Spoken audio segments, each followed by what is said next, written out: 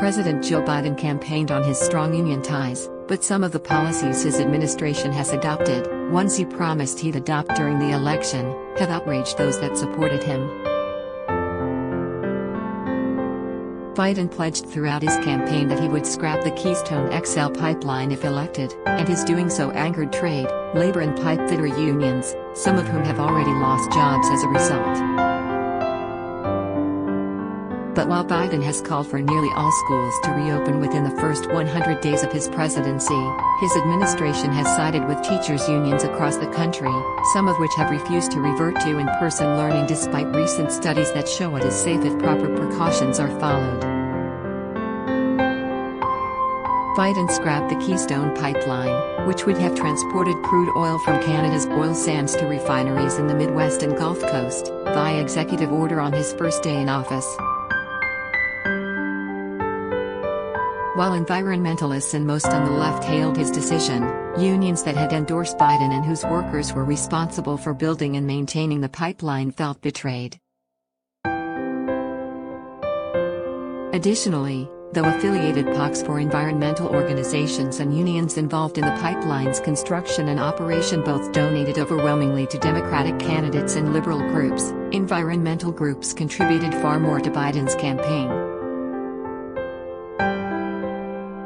Environmental groups donated almost $1.8 million, but the laborers' union PAC donated nothing at all, though it did donate $245,000 to the Biden Victory Fund, according to Open Secrets.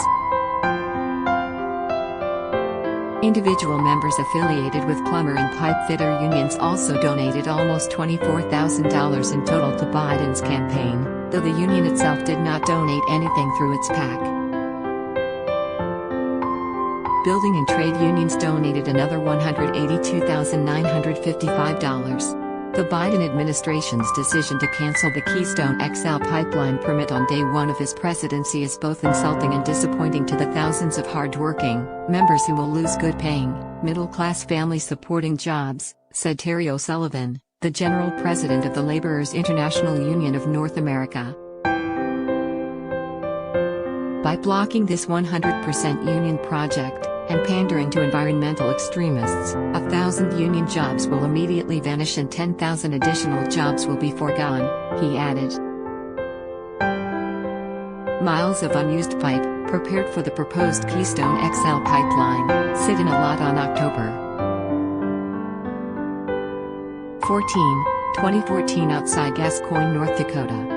Andrew Burton/Getty Images. O'Sullivan was echoed by AFL-CIO President Richard Trumka, who told Axios that he was upset Biden canceled the project.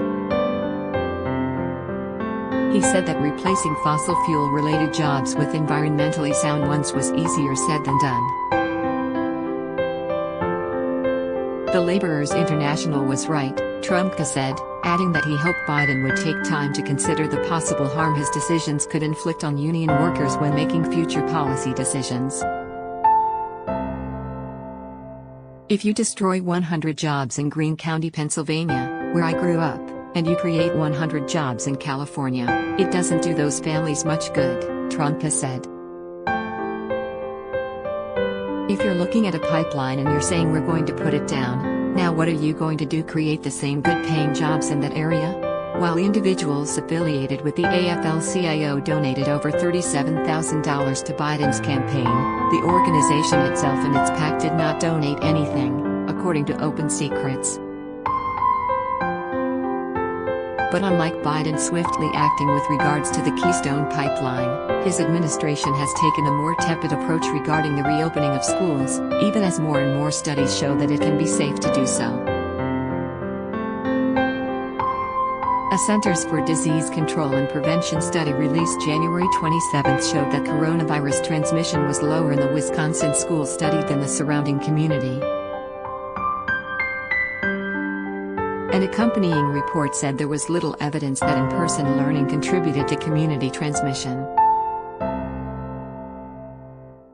Following the study, CDC Director Rochelle Walensky said she believed schools could reopen safely, noting that safe reopening does not suggest that teachers need to be vaccinated in order to reopen safely. Vaccination of teachers is not a prerequisite of safe reopening of schools, she added. But many teachers' unions, however, have insisted that all teachers be fully vaccinated before returning to in-person learning. Testing and vaccination, as well as masking and distancing, are crucial, as are accommodations for educators at risk, Andrew Crook, a spokesman for the American Federation of Teachers, told the Daily Caller News Foundation. Jasmine Gilliam and Lucy Baldwin, teachers at King Elementary School, prepared to teach their students remotely in empty classrooms during the first day of classes on September 8, 2020 in Chicago, Illinois. Scott Olson/Getty Images, in addition to donating over $232,000 to the president's campaign, according to Open Secrets, teachers' unions also donated over $40 million to Democratic candidates and liberal groups, far more than the unions involved with the Keystone pipeline. And the Biden administration has appeared to side with teachers' unions. Following Walensky's comment, White House Press Secretary Jen Psaki walked back her remarks, saying that the CDC has not released their official guidance yet, and that Walensky was speaking in her personal capacity.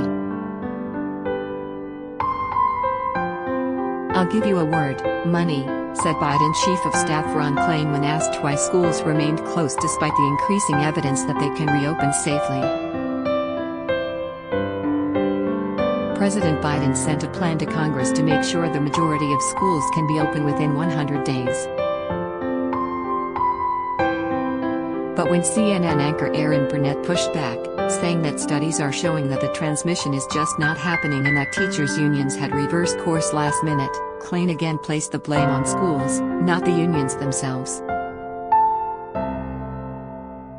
"I think what you're seeing is schools that haven't made the investments to keep students safe. We need to do things to open safely," Klain said. Content created by the Daily Caller News Foundation is available without charge to any eligible news publisher that can provide a large audience. For licensing opportunities of our original content, please contact licensing at Daily Caller News Foundation.